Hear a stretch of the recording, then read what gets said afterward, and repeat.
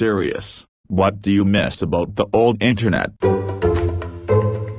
Attention, serious. Tag notice, jokes, puns, and off-topic comments are not permitted in any comment, parent or child. Parent comments that aren't from the target group will be removed, along with their child replies. Report comments that violate these rules. Posts that have few relevant answers within the first hour, and posts that are not appropriate for the serious tag will be removed. Consider doing an AMA request instead. Thanks for your cooperation and enjoy the discussion. I am a bot, and this action was performed automatically. Please contact the moderators of this subreddit if you have any questions or concerns. Newgrounds are more games. Content creators were people just being passionate about creating stuff, sharing it globally. Corporations not taking as much advantage of YouTube and social medias. I wouldn't say the old internet was better, but they were simpler, innocent times. In the older days, if you wanted to make a game, it required building your own engine or licensing an engine for a pretty hefty price. Then from that point on you were basically on your own. Today is much different. You can download Unity or Unreal right now and start developing a game on a AAA engine. Their licensing is also fair to smaller developers. We're basically in the golden age of indie game development, and it's pretty amazing. I miss the old Google image search where when you searched for an image you could easily navigate to this original source image. Instead now I get a preview of the site when I click the image, and even then no idea how to just get this image. And when you naturally hit the back button you don't go back to the search results, but you go back an entire page before the results, because that preview image was a type of in-page pop-up, not a new page entirely.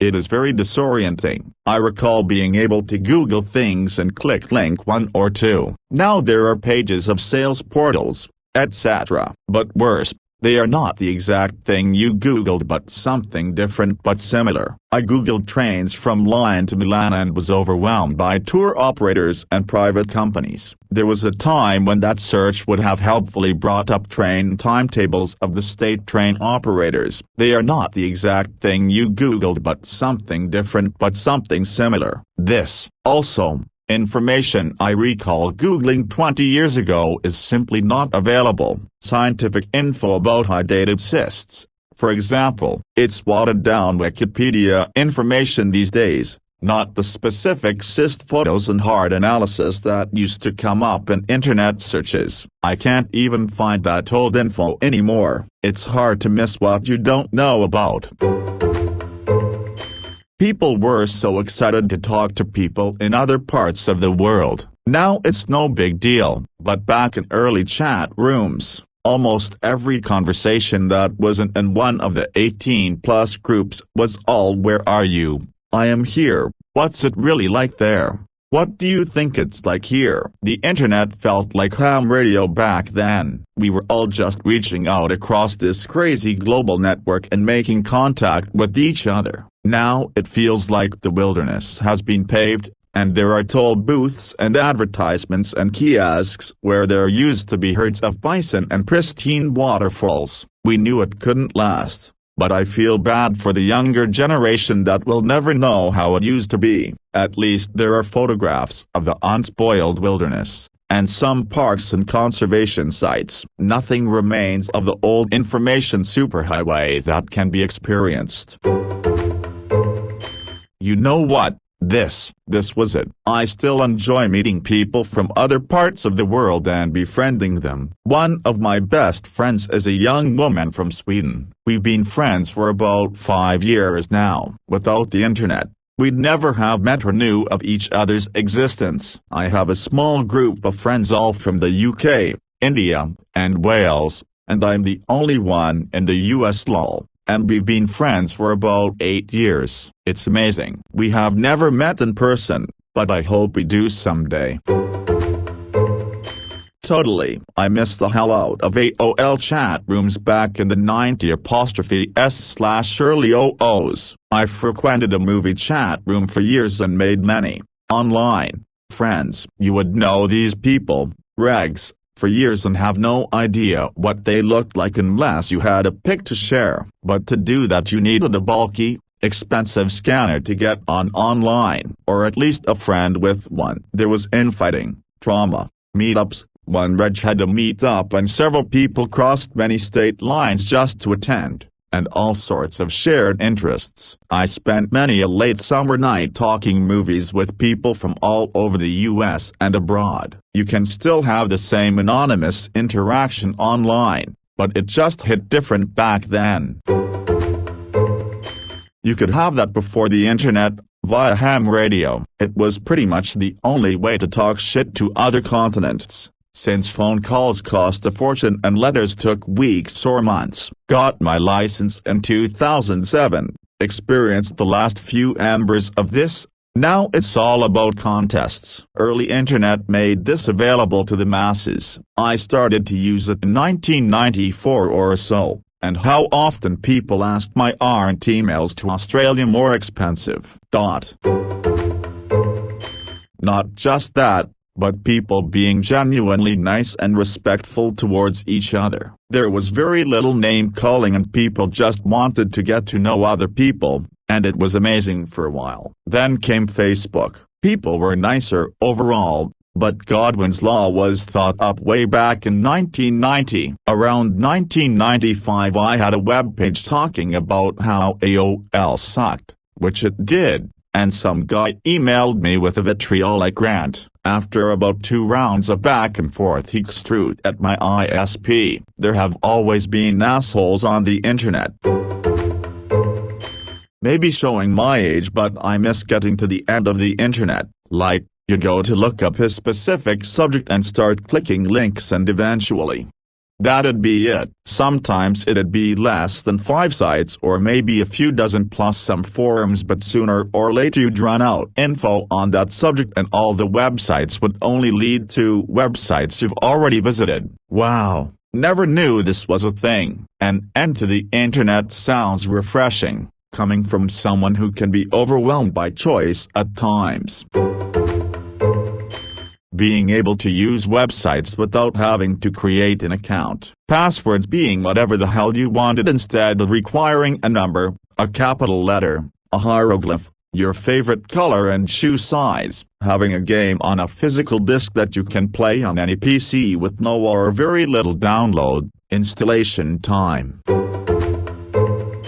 I know what you mean. My GF and I bought a laptop this past year and we had to buy a separate disk drive to watch DVDs. What's kind of weirder, though, is the lack of disk space on the new thing. We got it LXPS13. We used to be able to store years of pictures on our old laptop. On the new one, it's much less, probably because they want you to upload it to the cloud. Right, I have a MacBook Air and it's ridiculous. I have 2 plug-ins, for something like a phone charger or my USB thing for my Logitech mouse, and that's it. I think it has a SD card slot, and of course the charging port, and that's it. I was genuinely disappointed when I realized there was no disk spot. I ran into an issue recently. I've had my Amazon account since 2002. My password was 5 characters, all lowercase. I recently had an issue with my Amazon Fire Stick where it asked me to enter my password, except it was expecting 6 characters. I literally could not enter my password because it wouldn't move on until I entered a 6th character.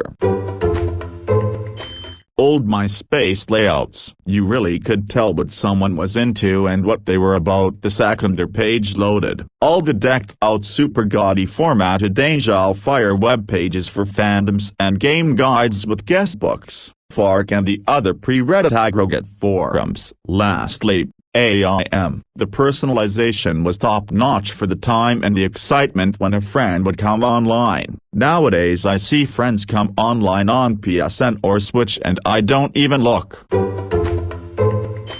Forums. Actual forums. No upvotes, downvotes or likes or follows or subscriptions. just a bunch of people who got to know and recognize each other's usernames, profile pics, signatures, etc. There would be people you'd avoid that mods could ban, and trolls were more often just assholes who like to make people mad over stupid stuff by being wrong on the internet, not vicious faceless people getting their rocks off by doxing, threatening and suicide baiting. Reddit isn't the same. You don't have the same limited community of people bopping between subjects. You're one of a mass who pick and choose your subreddits. I know nobody here. I don't recognize usernames at all. It would be a thing to have a sock puppet account on a forum, but a throwaway is normal here. It's not a conversation, but a shout into the void to see who gets the best echo and who gets the biggest landslide. I'm still here though. I miss that so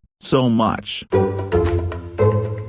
I still have a message board I go to, and it's wild to think about how long everyone there has known each other. Like literally some of my oldest friends are from there. They gave me a down payment for a car when mine broke and I urgently needed a new one. We've all met at least 10 other members. Well, nobody digs through post history for dirt to cancel each other with, because we all have easily accessible skeletons in our closets. Some of the members are literally each other's alcohol, drug emergency contact things, sponsors. I guess people have gotten each other jobs and helped each other find houses when they move. It's crazy that it started as a bunch of trolls. If that board ever disappeared, it would leave a huge hole in my life. I don't see how that could ever happen on a site like Reddit. I have some really good Twitter friends too, but Twitter is too porous. Anyone can find your posts and comment on them. The walled garden is a bygone relic I never thought I'd miss. Edit. Oh, and there are at least 3 married couples who met on there. Same. I've missed forums so much, especially for how good they were at organizing information and sharing ideas. Now Discord has more or less taken up the space for gaming that forums used to fill, and it just isn't the same. Searching up guides, info through Discord is just so much worse. Plus with forums all that stuff was more or less there to be referenced at will whenever, forever. With Discord it feels like everything's gonna be lost to the void. I absolutely despise that trend of just making everything a Discord server. I understand it. People don't like managing forums, paying for hosting, etc. But dear lord, I shouldn't have to give up a slot in my social application to get information I could have just Googled. Not to mention that information is so much harder to find when you have to navigate the awful UI that wasn't designed to be a place to find info. I'm in a specific New York Rangers forum and it's carefully moderated by the creator like the old days. It's crazy fun. We all love the team and know each other and have for years. When a new member joins, we all get to know them over time. I've been there for 9 years. The owner and his closest friends 18. The coding is all written by the owner himself, with a new feature added here and there. We get together once in a while to watch a game, give sympathy when others lose family members, and during COVID we lost one of our own. It's phenomenal to still be part of the old internet with one of my few passions. I help manage a car forum. It's old, 21 plus years, and, in its heyday, was a ton of fun. I made a lot of friends, several close friends, from there. I definitely miss the semi-anonymity, a community large enough to blend in, but small enough to keep in touch with the same people. But it's a monster to read the rules, read the stickies, and figure out which one of the 44 forums is the correct one to post in. Most of the folks have moved to one single Facebook group. It's quick, dirty, easy. Incidental conversation is favored over organized data. I've shopped around to see if there is any better software offering that can mimic today's social media, but all of the Lampstack products are stuck in 2005. They're heavy-handed, favoring signatures and avatars and profiles and sticky topics in closely guarded channels with rules and permissions, and so much white space. 2 posts fully occupy a 10-inch screen. So for now, we stick with Bulletin, and gaze wistfully at the active Facebook group. I still have 2 forums I post on. One is the Nation States Board for the region I was once in. Years ago there were hundreds who posted on it, but that number has since dwindled to probably 15 people who talk about our lives now and reminisce about the past. The other forum that's still around that I lurk on is Roads, which is an old-style rogue-geeking forum. It's niche enough that you recognize some people's usernames/pfps/signatures just as you said. My point is, forums like that do still exist, but you'll have to readjust to the much slower rate of posts compared to the fast-paced big social media sites like Reddit or Twitter, which I think is what mostly killed off forums. Honestly, I miss most of it. Lol. No influencers, streamers turning a hobby into a grift. No political pundits with social media manufacturing outrage. No social media in general. Actual forums with a sense of community. People pouring their heart into their own embarrassing web pages. The internet was a separate place from the real world. Now the two are deeply intertwined and everything that can be has been commodified or turned into an app. Oh, and we're being spied on 24/7, so some Amazon, Facebook algorithms can determine what shade of curtains we prefer. That was the high point of gaming. After releasing a game, you buy it. A new one would come along with new features like fly a helicopter in our FPS game. To ensure the game had shelf life, the one you purchased now would implement hovercrafts or something similar to ensure the product they worked on wasn't obsolete and still had value. It really was a gamer's market, till one day wonder if someone would be stupid enough to pay. Here we are, still haven't paid to pay, but haven't bought a new game in years because they're all structured that way. Pretty sparse on appealing titles without it these days is why. I really miss playing games before established metas became the norm. I remember playing early WoW and EverQuest, and the majority of the player base just explored and didn't know how to play the game. You couldn't really look things up into guides except the game forums or guilds, and it just felt like a tighter-knit community. Unfortunately, it was a change I fed into until WoW Classic came out and realized why it didn't feel the same. The simplicity. YouTube was genuine and about actually making homemade videos. Now everyone is trying to be a YouTube star with attention-whoring thumbnails, and every video is plagued with ads. Social media was a simple way to connect with people and not the absolute disaster it's become today. I remember when Facebook first came out when I first got into college, and I found my roommate and added other people that I had classes with. That is before Marky Mark became a billionaire bent on world domination. I both miss and don't miss the old YouTube at the same time. Like, I miss how simple and genuine old YouTube was, but at the same time I don't miss having to watch an episode of an anime in several parts, for example Part 1, Part 2, because YouTube back then didn't allow videos over 5-10 minutes long.